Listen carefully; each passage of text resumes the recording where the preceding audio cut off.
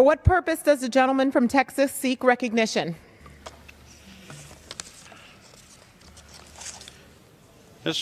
Madam Speaker, I move that the House suspend the rules and pass H.R. 1512, the Social Security Child Protection Act of 2017, as amended. The clerk will report the title of the bill.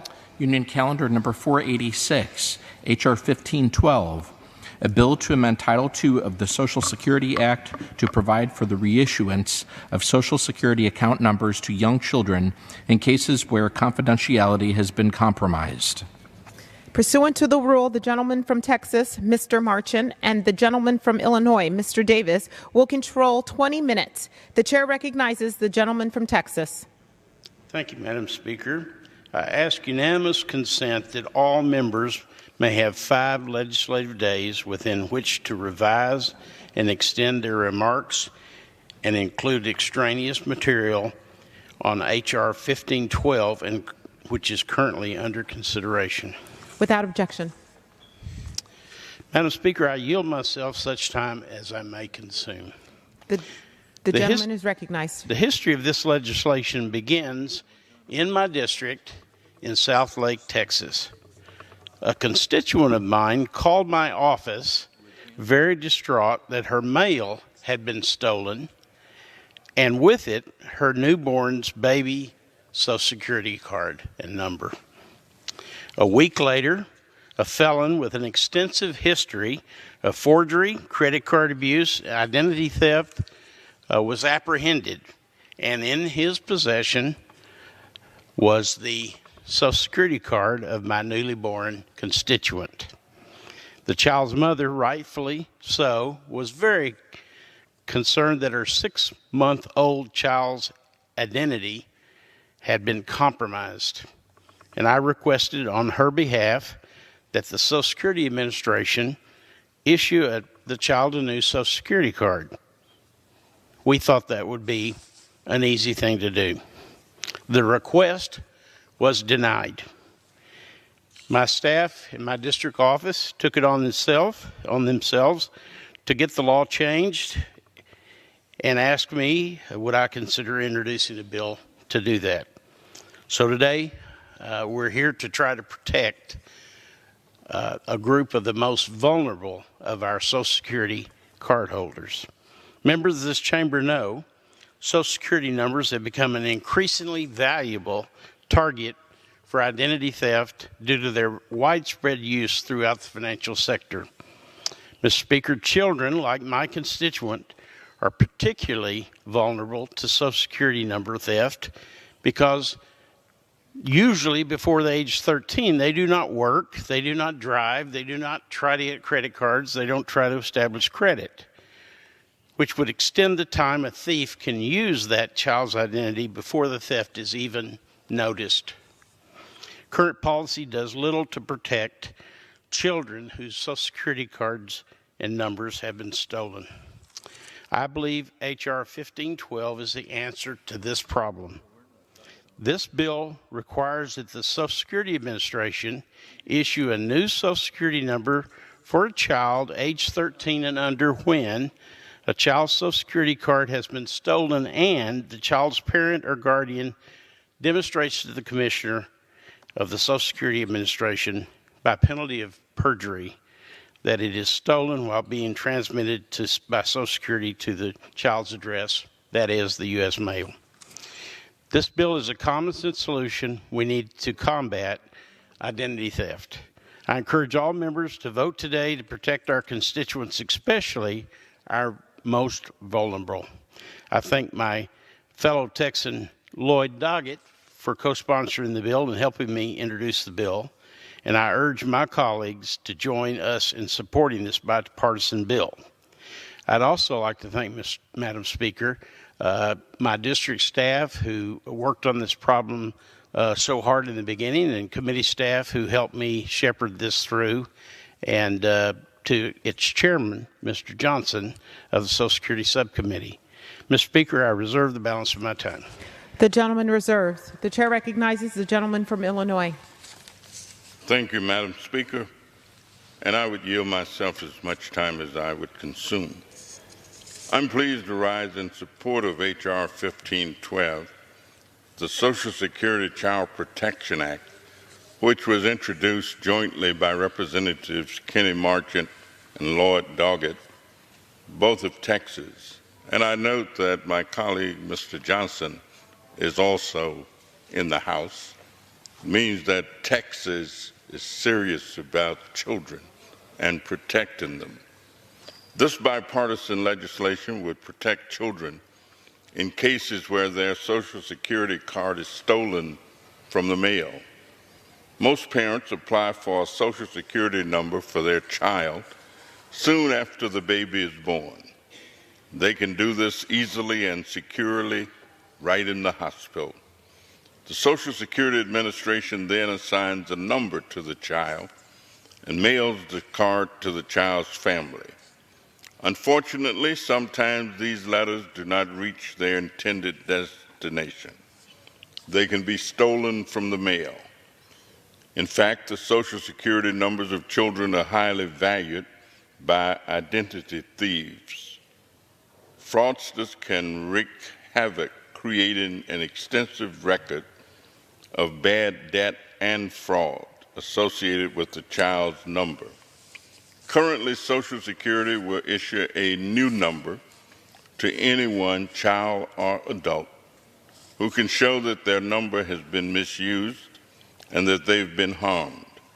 However, in the case of a child, sometimes years go by before the family learns that a child's number has been used for fraud. Under the bill, Social Security Administration would issue a child a new Social Security number if their card is stolen from the mail. The family would no longer have to prove that harm has occurred before the child can be issued a new number. This is a common sense measure, and I want to commend Mr. Marchant for thinking it up, thinking of it, and responding to a need that was expressed to him by one of his constituents. It's a great measure. I'm pleased to support it, and I urge all of my colleagues to support it, and I reserve the balance of my time. The gentleman reserves. The chair recognizes the gentleman from Texas. Mr. Speaker, I yield 4 minutes to the chairman of the Social Security Subcommittee and my friend, the gentleman from Plano, Texas, Mr. Sam Johnson. Thank you, sir. The chair recognizes the gentleman from Texas. Thank you, Mr. Speaker, and thank you to my fellow Texans, Mr. Marchant, Mr. Doggett, for introducing this common sense bill. Children who have had their Social Security cards stolen from the mail before it even gets to them deserve a new Social Security number. This helps these younger victims of identity theft start out with a clean slate. It's the right thing to do, and I encourage my colleagues to support this common sense legislation. As the chairman of the Social Security Subcommittee, I've been committed to doing all I can to protect Americans from identity theft. This bill helps us get there. But, colleagues, while this bill will help child victims of identity theft, the fact is that it still doesn't fix the real problem. The real problem is that we use Social Security numbers to both identify and authenticate people.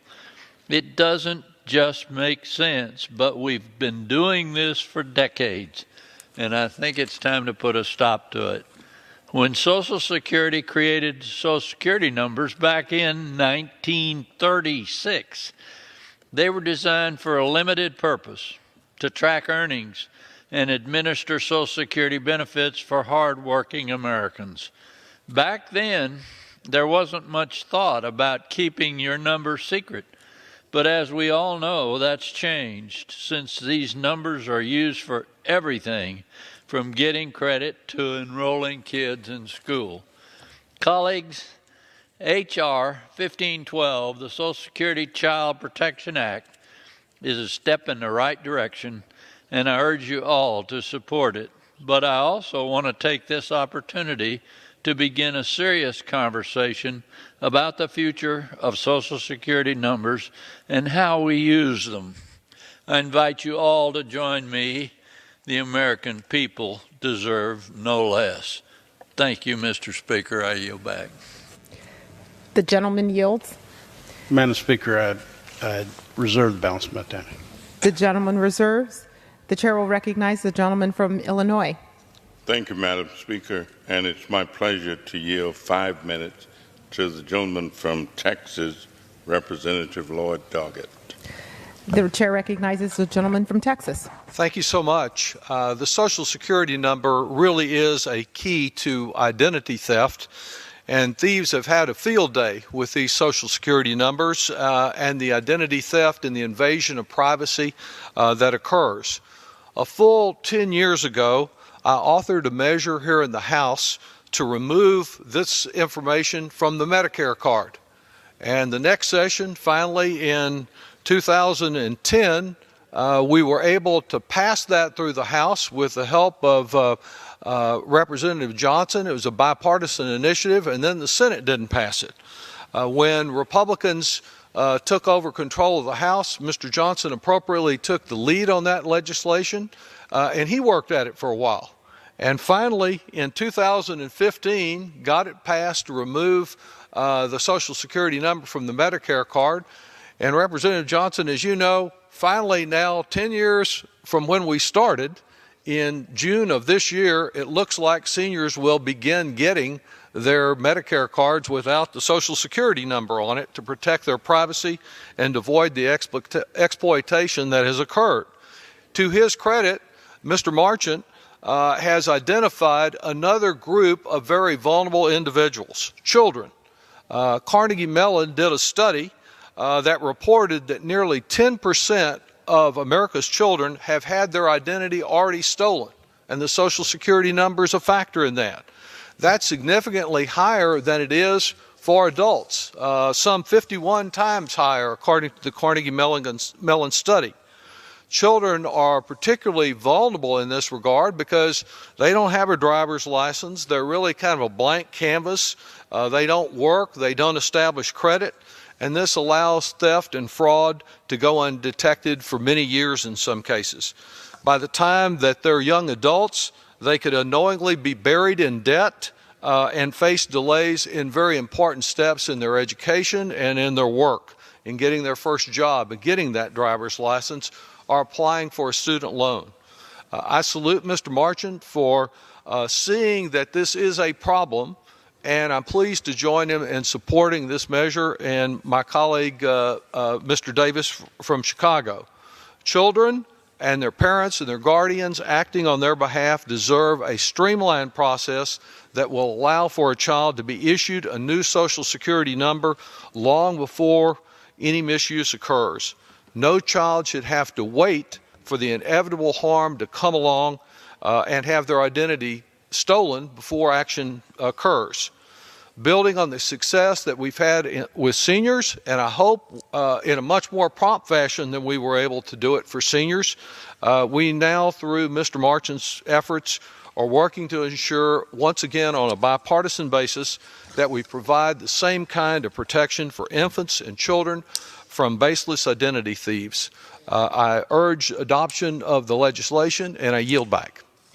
The gentleman yields. The gentleman from Illinois reserves. The chair recognizes the gentleman from Texas. I reserve. Prepared to close. The gentleman reserves. The chair recognizes the gentleman from Illinois. Thank you, Madam Speaker. I have no further speakers, and I will close.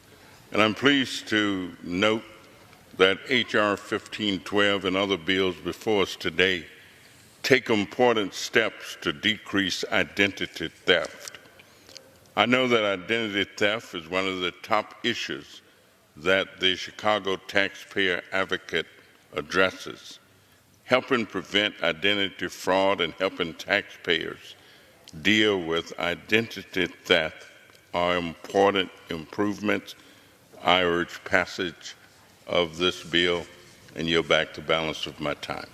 The gentleman yields. The chair recognizes the gentleman from Texas. Madam Speaker, I yield myself such time as I may consume.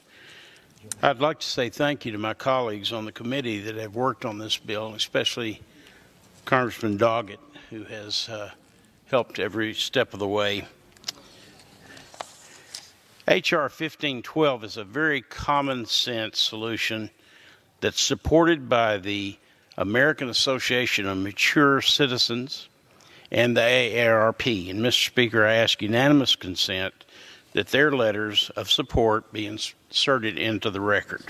Without objection. Again, I encourage all members to vote yes to make sure that children who have their Social Security cards stolen are protected. I yield back the balance of my time. The gentleman yields. The question is, will the House suspend the rules and pass the bill H.R. 1512 as amended? Those in favor say aye. Those opposed say no. In the opinion of the chair, 2/3 being in the affirmative, the rules are suspended. The bill is passed, and without objection, the motion to reconsider is laid on the table.